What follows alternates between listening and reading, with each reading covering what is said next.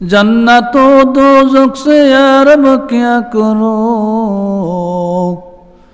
आरज़ू है मैं तुझे देखा करूं। होर गलमा ज़िद्दी नेमत है तू, सबसे बरकत नेमत दीदार तू।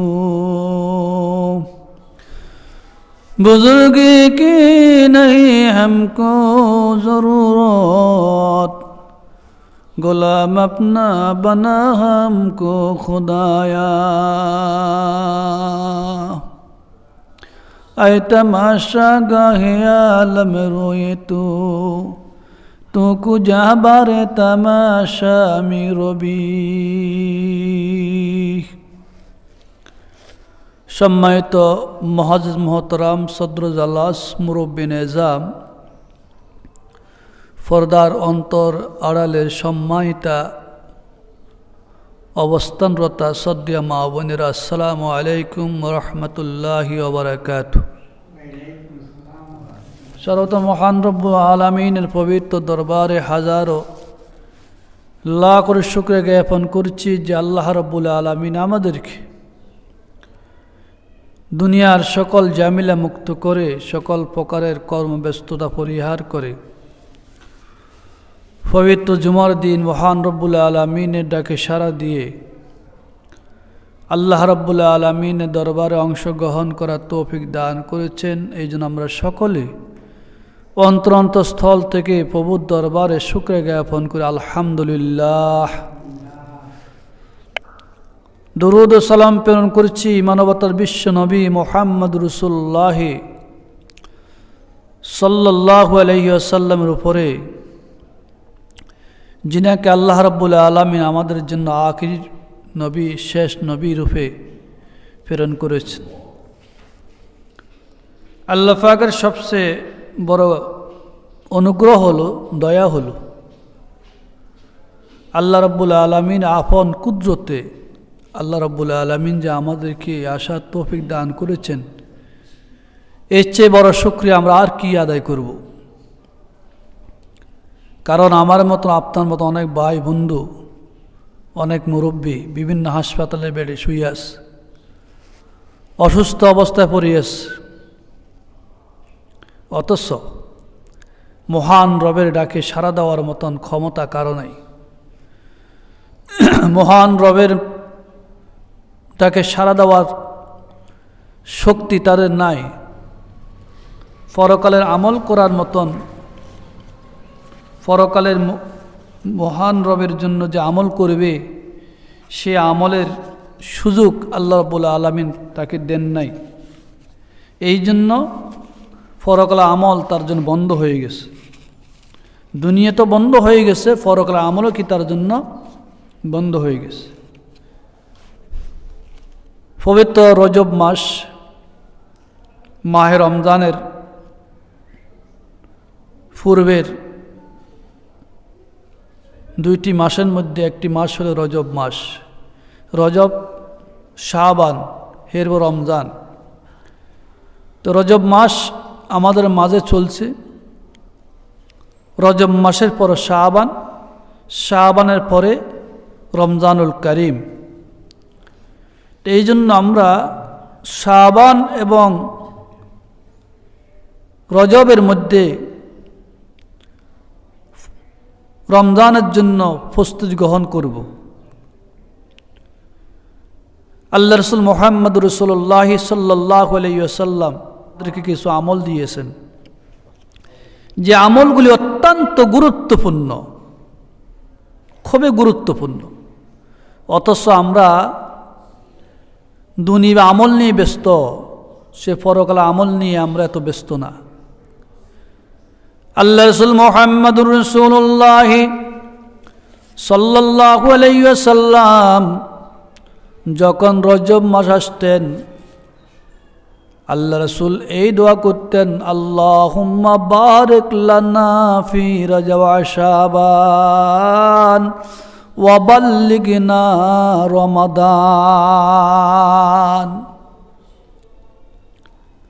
আয় আল্লাহ তাআলা আপনি আমাদেরকে রজব এবং শাবানের মধ্যে অধিক বরকত দান করেন, রমজানুল করিম পর্যন্ত আমাদেরকে হায়াত দান করেন। এই দোয়া বিশ্বনবী জনাব মুহাম্মদ রাসূলুল্লাহ সাল্লাল্লাহু আলাইহি ওয়াসাল্লাম করতেন। তো রাসূলের আদর্শ থেকে আমাদের শিক্ষা, রাসূল শুধু নিজের জন্য পড়েন নাই, এই দোয়া আমাদেরকে শিক্ষা দিয়ে গেছেন কিয়ামত পর্যন্ত যত আনওয়ালি উম্মত, কিয়ামত পর্যন্ত প্রত্যেকটি মুসলমান নরনারী এই দোয়া করবে আল্লাহর কাছে যে আল্লাহ যেন আমাদেরকে রজব এবং শাবানের মধ্যে অধিক বরকত দান করেন। আল্লাহুম্মা বারিক লানা ফি রজব ওয়া শাবান ওয়া বাল্লিগনা রমাদান। হে আল্লাহ, হে আমাদের রব, হে আমাদের পালনকর্তা, আপনি আমাদেরকে রজব এবং শাবানের মধ্যে অধিক বরকত দান করেন, বরকতপূর্ণ জীবন দান করেন, ইবাদত বন্দেগী করার জন্য তৌফিক দান করেন, আমল করার তৌফিক দান করেন, কোরআনুল কারীম তেলাওয়াত করার তৌফিক দান করেন, নফল নামাজ, নফল রোজাগুলি আদায় করার তৌফিক দান করেন, রমজানুল কারীম পর্যন্ত আমাদেরকে হায়াত দান করেন, যেহেতু রমজান মাস পাইয়া রমজান মাসের নেক আমলগুলি আমরা করতে পারি। আল্লাহু আকবার। এই জন্য বিশ্বনবী জনাব মুহাম্মদ রাসূলুল্লাহ সাল্লাল্লাহু আলাইহি ওয়াসাল্লাম এই দোয়া করতেন। অবশ্যই রজব মাস এবং শাবান মাসে আমরা অত্যন্ত গুরুত্ব সহকারে আল্লাহর কাছে সমবেদনা জ্ঞাপন করব, আর এই দোয়াটি আমরা অবশ্যই পাঠ করব। এই দোয়ার পরিপ্রেক্ষিতে আল্লাহ রাব্বুল আলামিন আমাদেরকে দুনিয়াতে বরকতপূর্ণ জীবন দান করবেন, অধিক বরকত দান করবেন, হায়াত দান করবেন, রমজানুল কারীম পর্যন্ত আমাদেরকে শক্তি দান করবেন ইবাদত বন্দেগী করার। কারণ পবিত্র মাহ রমজানের গুরুত্ব আল্লাহর কাছে অনেক বেশি, অত্যন্ত বেশি। পুরো বছরের মধ্যে একটি মাস হলো রমজানুল কারীম। রমজানুল কারীমের ইবাদত আল্লাহর কাছে অতি বেশি প্রিয়, গুরুত্ব। কারণ রমজানুল কারীমে যেই ব্যক্তি একটি নফল আদায় করবে, অন্য মাসে একটি ফরজের সমতুল্য সওয়াব আল্লাহ পাক বান্দার আমলনামায় দান করবে। যেই ব্যক্তি রমজানুল কারীমে একটি ফরজ আদায় করবে, একটি ফরজের বিনিময়ে অন্য মাসে 70টি ফরজের সমতুল্য সওয়াব দান করবেন। আল্লাহু আকবার। তাহলে কত গুরুত্বপূর্ণ মাস রমজানুল কারীম, কত গুরুত্বপূর্ণ মাস। অন্য মাসে একটা নফল আদায় করলে, রমজান মাসে একটা নফল আদায় করলে অন্য মাসের একটি ফরজের সমতুল্য সওয়াব। রমজান মাসে একটি ফরজ আদায় করলে অন্য মাসে 70টি ফরজের সমতুল্য সওয়াব। আল্লাহু আকবার। সেই যেন অন্য সময় 70টি ফরজ আদায় করলো। আর আল্লাহ রসুল মুহাম্মদ রাসূলুল্লাহ সাল্লাল্লাহু আলাইহি ওয়াসাল্লাম বলেছেন, বান্দা যদি একটি ফরজ ত্যাগ করে, একটি ফরজকে কামাই করে, একটি ফরজের কারণে সে কবিরা গুনাহ করলো, আর ওই কবিরা গুনার কারণে আল্লাহ তাকে জাহান্নাম জ্বালাবে। নাউযুবিল্লাহ। তো আমরা দৈনন্দিন কত গুনাহ করে থাকি, অথচ প্রত্যেকটি জীব মরণশীল, প্রত্যেকটি মানুষ মরণশীল, সবাইকে মরতে হবে, হবে কি না? মরতে হবে। অথচ মৃত্যুর ভয় আমাদের ভিতরে নাই, আছে? নাই। মানুষ তো ফাকিরের চেয়ে অতরব, একটা ফাকিরি মূল্য আছে, কিন্তু পৃথিবীতে একটা মানুষের মূল্য নাই, একজন মানুষের দাম নাই। প্রতিনিয়ত মানুষকে ফাকির মতন গুলি করে মারা হচ্ছে, প্রতিনিয়ত মানুষ টাকার তলে পরে মারা যাচ্ছে, প্রতিনিয়ত মানুষ গাড়ির সাফা পরে মারা যাচ্ছে না, মারা যাচ্ছে। সকাল থেকে ঘুম থেকে উঠলে সকালবেলা লাশ আর লাশ, লাশ আর লাশ, লাশের খবর। প্রতিদিন শুধু মাকে পাবলিসিটি চলে, মাকে এলান চলে, অমুক নাই আর অমুক মারা গেছে, অমুক মারা গেছে। আহা, তো মারা তো গেছে, কি নিয়ে যাব আমরা? কি নিয়ে, কোন আমল নিয়ে আমরা যাব? হাজার হাজার কোটি টাকার সম্পদ দুনিয়াতে থেকে যাবে, 1 টাকাও আপনার সাথে যাবে না। এই সম্পদ শুধু দুনিয়ার মহব্বত আর ভালোবাসা। যতক্ষণ আমি দুনিয়াতে আছি ততক্ষণ এই টাকার মূল্য আমার কাছে। আমি যখন মৃত্যুবরণ করব, সম্পূর্ণ সম্পদ উপরে থাকি যাবে, আমাকে মানে খালি হাতে কবরে যেতে হবে নাকি? এই পর্যন্ত বলুন তো দেখি, মানে কোনো আলাদার, কোনো জমিদার, কোনো কোটিপতি, এরা কি কোনো সম্পদ নিয়ে কবরে গেছেন?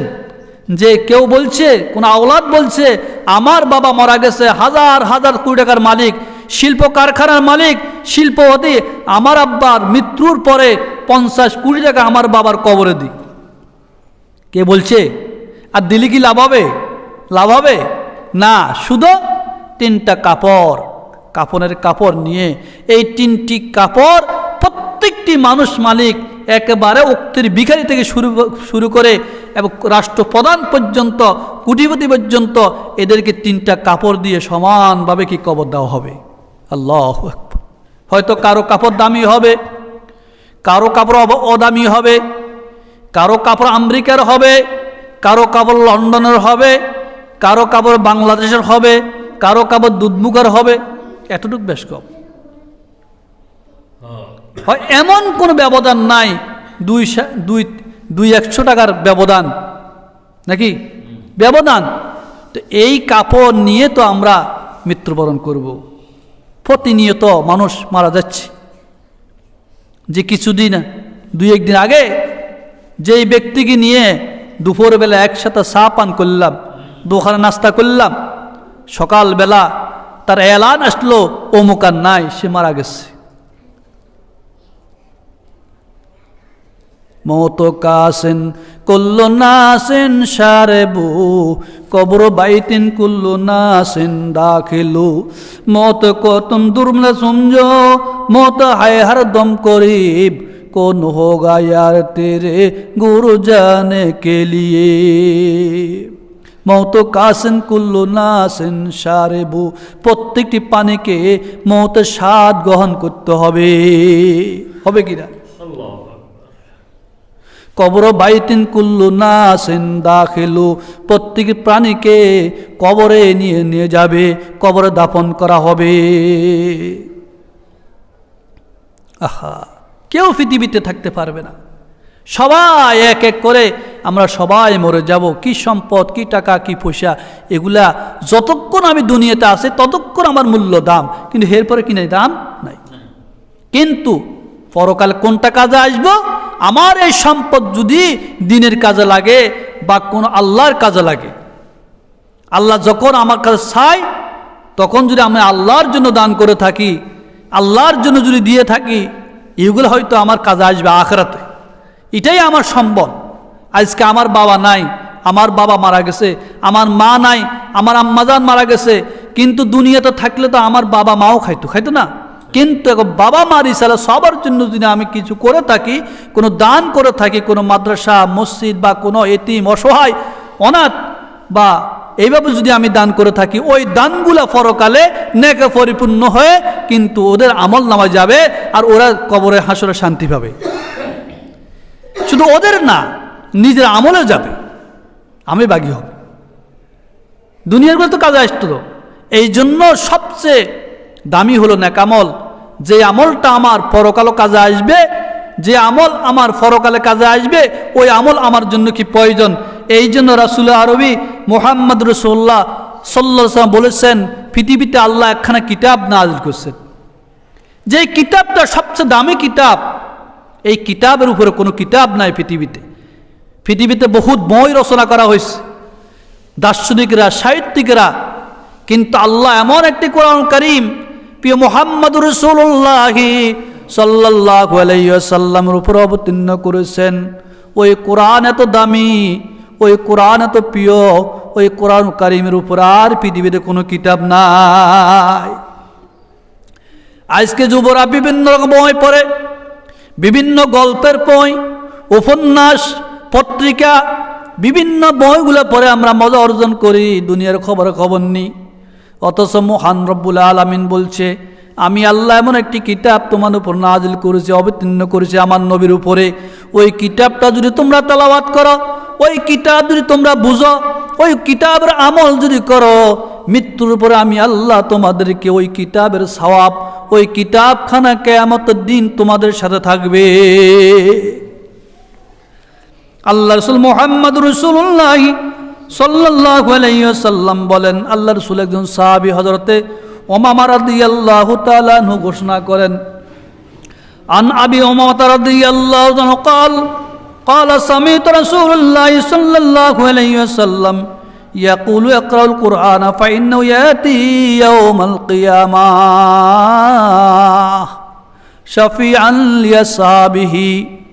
আল্লাহ রাসূল মুহাম্মদ রাসূলুল্লাহ সাল্লাল্লাহু আলাইহি ওয়াসাল্লাম বলেন, ইকরাউল কুরআনা, যেই ব্যক্তি কোরআন তেলাওয়াত করবে, ফাইন্নাহু ইয়াতি ইয়াউমাল কিয়ামা, নিশ্চয় এই কোরআন কিয়ামতের দিন তার সাথীদের জন্য শাফাআত করবে। কি করবে? আল্লাহ দরবারে শাফাআত করবে, সুপারিশ করবে। সেই দিন কোনো সুপারিশকারী আছে কোরআন ছাড়া, নবী ছাড়া? দুনিয়াতে কারো যদি কোনো মামলা মোকদ্দমা হয়, ওই মামলা মোকদ্দমার সুপারিশ সাধারণ মানুষ করতে পারে না, উকিল লাগে। কি লাগে? উকিল লাগে। আর এই উকিল যখন জজ কোর্টে দাঁড়ায়, হাইকোর্টে দাঁড়ায়, সুপ্রিম কোর্টে দাঁড়ায়, সেইখানে আসামির বিরুদ্ধে পক্ষে আপিল করে, আসামির জন্য মামলা খারিজ করার জন্য সেখানে বিভিন্ন বাকভঙ্গিমায় কথা বলে, কিন্তু অথচ উকিলের কথা ছাড়া সেইখানে হাকিমের সামনে, জজের সামনে দাঁড়াবার মতন কারো ক্যাপাসিটি নেই। আসেনি? সাধারণ দুনিয়া। এই দুনিয়ার অবস্থা যদি তাই হয়, তো পরকাল কেমন হবে? এই জন্য কাল কিয়ামতের ময়দানে আল্লাহর দরবারে, আল্লাহর কোর্টে সেই দিন কোরআন কারীম তার সাথীর জন্য, যারা কোরআন দুনিয়াতে কোরআন তেলাওয়াত করেছে, কোরআন পড়েছে, কোরআন মতো আমল করেছে, তাদের জন্য কোরআন আল্লাহ দরবারে শাফাআত করবে। এবং আমাদের নবী মুহাম্মদ রাসূলুল্লাহ সাল্লাল্লাহু আলাইহি ওয়াসাল্লাম উকিল হয়ে উম্মতের জন্য আল্লাহর কোর্টে শাফাআত করবে। আল্লাহ, কোরআন ছাড়া শাফাআতকারী পৃথিবীতে কেউ হবে না, কেউ হবে না। হাদিস শরীফে আছে, বুখারী হাদিস, কাল কিয়ামতের ময়দানে যেই আল্লাহর সামনে, আল্লাহর কোর্টে কোরআনুল কারীমের দুইটি সূরা ঝগড়া করবে, মানে যে তেলাওয়াতকারীদের জন্য। কি করবেন? তেলাওয়াতকারীদের জন্য ঝগড়া করবেন, তাদেরকে জাহান্নাম থেকে মুক্ত করায় জান্নাতে নেওয়ার জন্য সেই দুইটি সূরা, একটা সূরাতুল বাকারা আর সূরা আলে ইমরান। আসেনি কোরআনুল কারীমে দুইটা সূরা আছে না? কোরআনুল কারীমের প্রথম পারা হলো সূরা বাকারা। কোরআনুল কারীমের মধ্যে যত সূরা আছে, সবচেয়ে বড় সূরা সূরাতুল বাকারা। এই সূরাতুল বাকারা যে আলিফ লাম বলা হয়, এই সূরাকে সূরা বাকারা করে নাম রাখো। বাকারা তো গরু, এখানে লম্বা সূরা গঠন আছে। এই সূরার নাম কেন সূরা বাকারা করে নামকরণ করা হয়েছে? এই সূরা বাকারা আর সূরা আলে ইমরান, এই দুইটি সূরা আল্লাহ রাব্বুল আলামিনের কাছে শাফাআত করবে, ঝগড়া করবে তাদের জন্য। এই জন্য আল্লাহ রাসূল একজন সাহাবী, তিনি বলেন, وعن النواس ابن سمعان رضي الله تعالى قال سمعت رسول الله صلى الله عليه وسلم يقول يؤتى يوم القيامة بالقرآن وعليه الذين كانوا يعملون به والذين يعملون به في الدنيا تقدمه سورة البقرة وآل عمران تحاجان عن صاحبهما। আল্লাহ রাসূল সাহাবী হযরত নওয়াস রাদিয়াল্লাহু আনহু তে বর্ণিত, তিনি বলেন, আমি নবী করিম সাল্লাল্লাহু আলাইহি ওয়াসাল্লামকে বলতে শুনেছি, তিনি বলেছেন, ইউতা ইয়াউমাল কিয়ামাতি বিল কুরআন ওয়া আলিহি, কুরআন এবং কুরআনের আহাল, যেই কুরআন তেলাওয়াত করেছে তাকে কাল কিয়ামতের ময়দান তোলা হবে। আল্লাযীনা কানু ইয়ামালুনা বিহি ফিদ দুনিয়া, যারা এই দুনিয়াতে আমল করেছে, এই দুনিয়াতে কোরআনুল কারীমের উপর আমল করেছে, কোরআন তেলাওয়াত করেছে। যে সূরাতুল বাকারা, সূরা আলে ইমরান, এই সূরা বাকারা, সূরাতুল বাকারা, সূরা আলে ইমরান কাল কিয়ামতের ময়দানে তার সাথীদের জন্য, তার তেলাওয়াতকারীদের জন্য আল্লাহ তাআলার দরবার শাফাআত করবে। আল্লাহু আকবার। বলুন তো দেখি, কোরআনুল কারীম যদি আল্লাহর কাছে শাফাআত করে, এই সূরাগুলি যদি আল্লাহর কাছে শাফাআত করে, যেই ব্যক্তির বিরুদ্ধে পক্ষে শাফাআত করবে, সুপারিশ করবে, ওই লোকটি কখনো জাহান্নামে যাবে? যাবে? কোরআন কার কিতাব? আল্লাহর কিতাব। কার কিতাব? কোরআনুল কারীম আল্লাহর কিতাব। আল্লাহ তাআলা এই কোরআনকে অবতীর্ণ করেছেন পৃথিবীতে। আর সমস্ত পৃথিবীর যত নাজ ও নেয়ামত, সকল নাজ ও নেয়ামত, সকল বস্তুকে আল্লাহ তাআলা কোরআনুল কারীমের মধ্যে দিয়েছেন। কোরআনে কারীম তেলাওয়াত করে, কোরআনুল কারীম ব্যাখ্যা করে, বিশ্লেষণ করে আল্লাহর নাজ ও নেয়ামত সম্পর্কে মানুষ কি জানবে আর আমল করবে। আল্লাহর পরিচয় সবচেয়ে বড় হলো কি আল্লাহর পরিচয় আল্লাহ তাআলা কোরআনুল কারীমের মধ্যে দিয়েছেন। এই কোরআনুল কারীম আল্লাহর কাছে সেই দিন শাফাআত করবে। তো আমরা কি কোরআনুল কারীম তেলাওয়াত করব না? করব কি না? নিজেই কোরআনুল কারীম তেলাওয়াত করব, আমাদের সন্তানদের কোরআন শিক্ষা দিব। সন্তান জজ হোক, সমস্যা নাই, ব্যারিস্টার হোক, উকিল হোক, মুক্তার হোক, মাস্টার হোক, জজ হোক, কোনো সমস্যা নাই, কিন্তু আমাদেরকে, আমাদের সন্তানদেরকে ছোট্ট অবস্থা থেকে কোরআনুল কারীম শিক্ষা দিতে হবে। যেই সন্তান কোরআন শিখবে, যেই সন্তান সূরা কেরাত শিখবে, যেই সন্তান মাসলা মাসাল শিখবে, যেই সন্তান আল্লাহকে ছোট্ট অবস্থা থেকে বুঝতে পারবে, চিনতে পারবে, সেই সন্তান কোনোদিন অন্যায় অপরাধ করবে না, সে কখনো জুলুম করবে না, সে কখনো কারো প্রতি অবিচার করবে না। করবে কি না?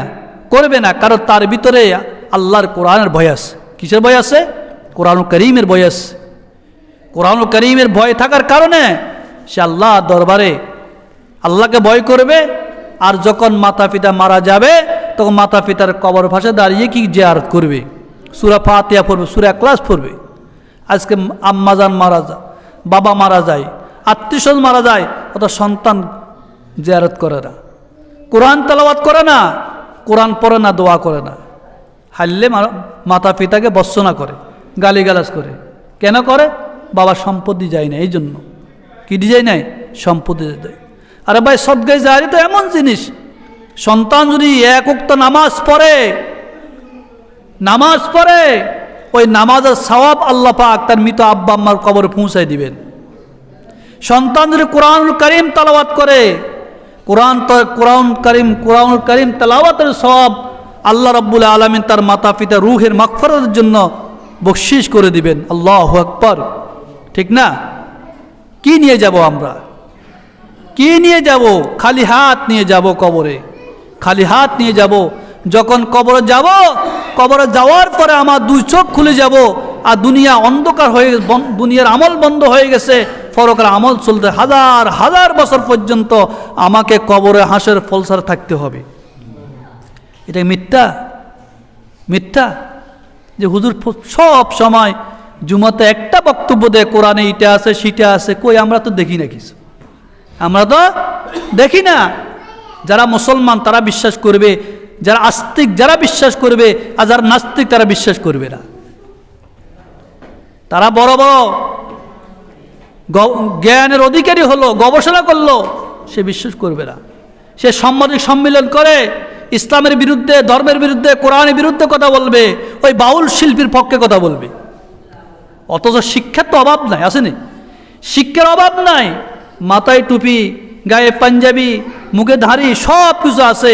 অথচ আল্লাহ রাসূলের পক্ষ না নিয়ে, কোরআনুল কারীমের পক্ষ না নিয়ে, কিন্তু নাস্তিক্যবাদের পক্ষ নেই, ওই বাউল শিল্পীদের পক্ষে নেই।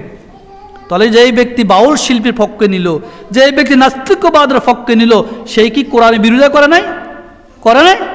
অবশ্যই কোরআনের বিরোধিতা করেছে।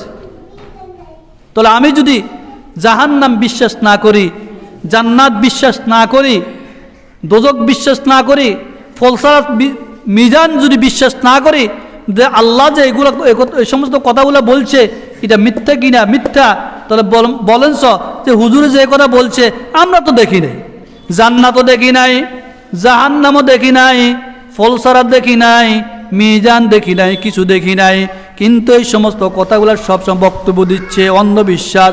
এই কথা যদি বিশ্বাস না করেন তাহলে আপনি বলুন তো দেখি, বাংলাদেশে এখন বাংলাদেশটা সমগ্র পৃথিবী একটা মোবাইলের ভিতরে, মিডিয়ার ভিতরে, ডিশ এন্টেনার ভিতরে নাকি? হ্যাঁ, এই যে ছোট্ট একটা মোবাইল, ছোট্ট একটা কি মোবাইল, টাচ মোবাইল। আচ্ছা বলুন তো দেখি এই মোবাইলটা কে আবিষ্কার করছে? কথা বলবেন। আল্লাহ আবিষ্কার করছে না মানুষ আবিষ্কার করছে? মানুষে। কে করছে? মানুষ। আল্লাহ শক্তি দিছে করার, মানুষে আবিষ্কার করছে। তো এই মানুষের মাথা কি বড় না ছোট? মানুষের জ্ঞান কি কম না বেশি? কম না? কম। আল্লাহর চাইতে কম তো অনেক, কোটি কোটি গুণ কম। তাহলে একজন মানুষ একটা মোবাইল আবিষ্কার করলো, এই মোবাইল আবিষ্কার করে মোবাইলের ভিতরে ছোট্ট একটা মেমোরি আছে। কি আছে? একেবারে ছোট, ছোট না? এবার মুট করে ধরা লাগে নাকি? মুট করে ধরা লাগে, ছোট্ট এই মেমোরি। এই মেমোরিটা যখন মোবাইলের ভিতরে টাচ মোবাইলে ঢুকায়, এই মেমোরিতে হাজার হাজার গান আছে, হাজার হাজার ওয়াজ আছে, সমগ্র পৃথিবীর ছবি এই মেমোরিতে আছে কি না? আছে নি? আছে। তবে এই মেমোরিতে হাজার হাজার কি ছবি আছে, সমগ্র পৃথিবী। আপনি যখন মোবাইল খুলবেন, মেমোরি খুলবেন, পুরো আমেরিকা আপনার সামনে চলে আসলো, পুরো আরব গাল্ফ আপনার সামনে, বাংলাদেশের যত আনাচে কানাচে যত কিছু সিনিয়রে, সব সিনিয়রই আপনার কি সামনে। এখন বর্তমান তারেক জিয়া গতকাল বাংলাদেশে আসছে, উনি কি করে না করে সব কিছু আমরা ঘরে বই দেখতেছি না? উনি যে লন্ডন থেকে বিমান উঠতেছে তাও কি দেখা যাচ্ছে। তাহলে এই যে ছোট্ট একটা মেমোরি, ছোট্ট একটা মেমোরির ভিতরে এত পাওয়ার, এত কিছু। আবার মেমোরি বাদ, এই যে সিম কার্ডটা আছে, সিম কার্ড, এই কার্ডটা ছোট্ট না? ছোট্ট, কিন্তু এই মোবাইলের মধ্যে আপনি এখানে রাখি, আপনি নাম্বারটি ফোন দিলেন, ফোন দিয়ে কোথাও আমেরিকা, আপনি হলে বাংলাদেশ। তো এইখান থেকে ফোন দিয়ে সেকেন্ডের ভিতরে সন্তান বাবার লগে কথা বলে, আবার বাবার সন্তানের সাথে কথা বলে, স্বামী স্ত্রীর সাথে কথা বলে, স্ত্রী স্বামীর সাথে কথা বলে। এই যে কথাটা বলতেছেন, উনি হলো আমেরিকা, হাজার হাজার মাইল দূরে, আপনি বাংলাদেশ। তাহলে এই সেকেন্ডের ভিতরে মনে হয় যেন আপনার সামনে আপনার বাবা আপনার সাথে কথা বলতেছে নাকি? বলতেছে। তাহলে সেকেন্ডের ভিতরে যদি মোবাইলের মাধ্যমে বাবা আর সন্তানের মধ্যে যদি এত কথোপকথন হতে পারে, বাবা সন্তান বুঝতে পারে এটা আমার বাবা, বাবা বুঝতে পারে এটা আমার সন্তান, এই যে এগুলো যদি এত মানে কিছু যদি মোবাইলের ভিতরে থাকে, সমগ্র পৃথিবী যদি মোবাইলের ভিতরে থাকে, সমগ্র পৃথিবী যদি হাতের মুঠো হয়, তাহলে যে আল্লাহ একজন মানুষের মাধ্যমে একটা মোবাইল আবিষ্কার করে সমস্ত পৃথিবী মোবাইলের ভিতরে ঢুকাই দিয়েছিলেন, আর ওই আল্লাহকে জান্নাত বানাইতে পারে না? কথা বলেন। ওই আল্লাহকে জাহান্নাম তৈরি করতে পারে না? ওই আল্লাহকে ফুলসারাত মিজান তৈরি করতে পারে না? ওই আল্লাহকে হাসর ময়দান তৈরি করতে পারে না? এখন মৃত্যুর পরে কি কবর হাসর নাই, ফুলসারাত নাই? থাকতে পারে না? পারে। পারে কি না? তো আপনি যদি বলেন যে কবরে শোয়া ইসলাম আমার বাবারে, শোয়া ইসলাম তো, এবং কবরে শুয়ে রয়েছে, এখন যাইবে কোথায়? আর কি জায়গা আসেনি? অথচ আল্লাহ রসুল মুহাম্মদুর রাসূলুল্লাহ সাল্লাল্লাহু আলাইহি ওয়াসাল্লাম বলেন, একজন মৃত ব্যক্তিকে যখন কবরে রাখবে, শায়িত করবে, এই কবরটা তার জন্য বিশাল প্রশস্ত হয়ে যাবে। এই কবর হয়তো জান্নাতের টুকরা হবে, অন্য জাহান্নামের টুকরা হবে। এই জন্য আমাদেরকে, আমার মা বোন, আমল নিয়ে জান্নাতে যাওয়ার জন্য ব্যবস্থা করতে হবে। আমল নিয়ে কবর যেতে হবে, নামাজ নিয়ে কবর যেতে হবে, রোজা নিয়ে কবর যেতে হবে, শরীয়ত নিয়ে কবর যেতে হবে। যদি শরীয়ত না মানেন, নামাজ না পড়েন, রোজা না রাখেন, হজ না করেন, যাকাত না দেন, পর্দা না করেন, নারীর জন্য পর্দা ফরজ, পর্দা না করেন, আপনি প্রস্তুত হন জাহান্নামের জন্য, প্রস্তুত হয়ে যান। কত নারী রাস্তাঘাটে বেপর্দা চলাফেরা করে, মার্কেটে যায় ঘুরে, ভ্যানিটি ব্যাগ নিয়ে ঘুরে, মার্কেটে যায় ঘুরে। এই যে পর্দাতে ফরজ, আল্লাহর একটা ফরজ পর্দা, ওই ফরজকে ফরজ মনে করি না। অথচ নারী পর্দা যে ফরজ সে বুঝেই না। মা, আমার বোন, আপনাকে আল্লাহ পাক মেধা দিচ্ছে, মেধা শক্তি, আপনাকে কেউ বলার দরকার নেই। আপনার পর্দা আপনি করবেন, আপনার রবকে আপনি ডাকবেন, আপনার নামাজ আপনি পড়বেন, আপনার এবার বন্দিগিরি আপনি করবেন। আপনাকে কেউ বুঝে দেওয়ার কোনো প্রয়োজন নাই। এখন দৈনন্দিন সব কিছু মোবাইলে আছে, কোরআন হাদিস আছে, কোরআন আছে, হাদিস আছে, বুখারী আছে, মুসলিম আছে, প্রত্যেকটি হাদিসের ভলিউম মানে এখন মোবাইলের ভিতর আছে কি না? আছে। ওইখান থেকে শিক্ষা গ্রহণ করেন, শিক্ষা গ্রহণ করেন। দৈনন্দিন ওয়াজ হতেছে বিভিন্ন জায়গায়, শত শত ওয়াজ, ওইখান থেকে শিক্ষা গ্রহণ করেন। আল্লাহ পাক আপনাকে জান্নাতের বাসিন্দা বানাবেন। এই জন্য অবশ্যই আমাদেরকে কী হইতে হবে, কী করতে হবে? আমাদেরকে জান্নাতের বাসিন্দা হতে হবে। এই জন্য আমি যে হাদিসগুলি আলোচনা করেছি, অবশ্যই আমরা এই হাদিসগুলি উপরে আমল করার জন্য কি করব? চেষ্টা করব, কোরআন তেলাওয়াত করব। যে আয়াতটা আমি তেলাওয়াত করেছিলাম আপনাদের সামনে, সুবহানাল্লাযী ইয়াসরা বিআবদিহি লাইলাম মিনাল মাসজিদিল হারাম ইলাল মাসজিদিল আকসা। এই মাসে, রজব মাসে 27শে রজব, আল্লাহ রাব্বুল আলামিন আমাদের প্রিয় নবী মুহাম্মদ রাসূলুল্লাহ সাল্লাল্লাহু আলাইহি ওয়াসাল্লামকে এই জমিন থেকে 7 আকাশ অতিক্রম করে আল্লাহ রাব্বুল আলামিন আরশ আযমি নিয়ে সেইখানে রাসূলুল্লাহর সাথে আল্লাহর সাথে সাক্ষাৎ হয়েছে, কথোপকথন হয়েছে। আল্লাহ 50 নামাজ আমাদের নবীর উপরে উম্মতের জন্য দিয়েছেন। সেইখান থেকে কমাতে কমাতে 5 ওয়াক্ত নামাজ আমাদের জন্য ফরজ করেছেন। এটা আমাদের নবীর মেসেজ। কার মেসেজ? আমার নবীর মেসেজ। আল্লাহ পাক নবীর মাধ্যমে উম্মতের জন্য 5 ওয়াক্ত নামাজ ফরজ করে দিয়েছেন। এই 5 ওয়াক্ত নামাজ আমাদেরকে পড়তে হবে, আদায় করতে হবে। সবসময় কমপক্ষে নামাজগুলো আদায় করেন, ফরজিয়াতগুলো আদায় করেন, আদায় বাকিগুলো যা পারেন কম আর বেশ মানতে পারেন, কিন্তু পর্দা করবেন, নামাজ পড়বেন, এই ফরজিয়াতগুলো আদায় করেন। ইনশাল্লাহ মৃত্যুর পর আল্লাহ পাক আপনার জন্য বিশাল মানে জান্নাত রেখে দিয়েছেন, বিশাল বাড়ি। একজন জান্নাতে আল্লাহ 10 পৃথিবী সমান জান্নাত দিবে। আল্লাহু আকবার। ক পৃথিবী? পৃথিবী সমান জান্নাত দিবে। একটা জান্নাত হবে হীরা মুক্তার, সেইখানে গালিচাগুলো হবে, সেইখানের এক ইট হবে হীরার, একটা ইট হবে এই যে মণিমুক্তার, মেশকো জাফরানের। আল্লাহু আকবার। মানে জান্নাতের একটা কামরাকে যদি একটা কামরার এত মূল্য হবে, দাম হবে, সমগ্র পৃথিবী যদি এক পাল্লায় দেওয়া হয়, আর জান্নাতে একটা ইটকে যদি এক পাল্লা দেওয়া হয়, ওই ইটের দাম বেড়ে যাবে আল্লাহর কাছে। এই জান্নাত পাবে কারা? মুমিনেরা, ইমানদাররা। আরে ভাই, দুনিয়াতে আপনি গরিব হন, অসহায় হন, সমস্যা নাই, গরিব, রিক্সা চালান, রিক্সা চালাই খান, এই যে সাধারণ কর্ম করেন, ব্যবসা করেন, কিন্তু আপনার আমল যদি মজবুত হয়ে থাকে, আল্লাহ পাক আপনাকে মৃত্যুর পরে এমন জান্নাত দান করবেন, সেইখানে আল্লাহ আপনাকে এত বিশাল ক্ষমতা দিবেন, আপনি সেইখানে কত বড় ধনী হবেন, শেষ নাই সেখানে। আর যারা দুনিয়াতে কোটি কোটি টাকার মালিক কিন্তু পরকালে আমল নাই, সে ওখানে গরিব হয়ে যাবে, গরিব হয়ে যাবে, হাজার হাজার বছর, কোটি কোটি বছর সেইখানে গরিবই হালও থাকবে, জাহান্নামে জ্বলবে, কবর আযাব ভোগ করবে।